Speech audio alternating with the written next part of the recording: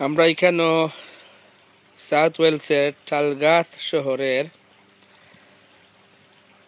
একটা ছোট্ট নদীর নালার সামনে আছি। ইংরেজিতে এই ধরনের ছোট্ট নালারে ব্রুক হয়।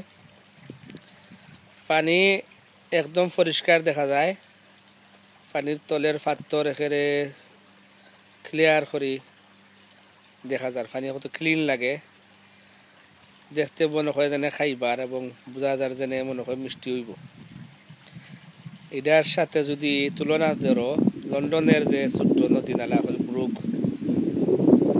দেখবা যেন এই পানির পরিষ্কারের লগে আর এই পানির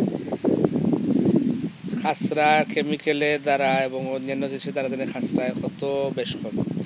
অথবা আমরা দেশের যেন খালেদি পানি যায় কল্যাণ থাকে, এই ধরনের পরিষ্কার খুব কমই পাওয়া যায়।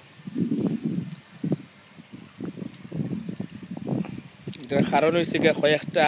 এক নম্বর গিয়া দেখা যায় যে পাথর তলেদি পাথর বালু অথবা কোনো সময় কয়লা জাতীয় জিনিসে পানিরে ক্লিন করে রাখে।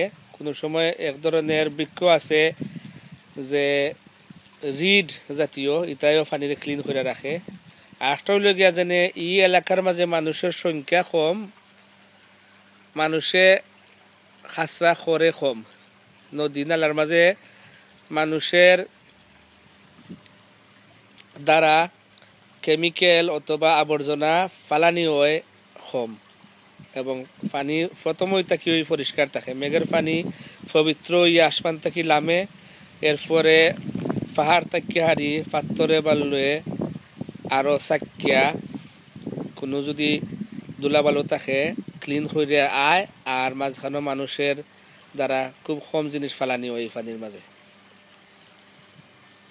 আসলে যদি পরীক্ষা করা হয় দেখবা যে এই ধরনের নদী নালার পানি ডাইরেক্ট খাইলে মানুষের কোনো ক্ষতি হয় না, অথচ আমরা দেশের নদী নালার পানি ডাইরেক্ট খাইলে অনেক সময় জীবাণু খাসরার কারণে পেট অসুখ করতে পারে।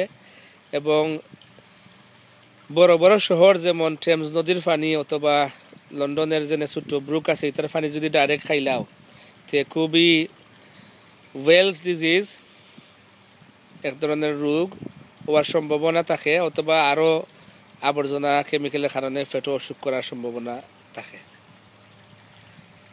খুব সুন্দর ছোট্ট টাউন টালগাছ।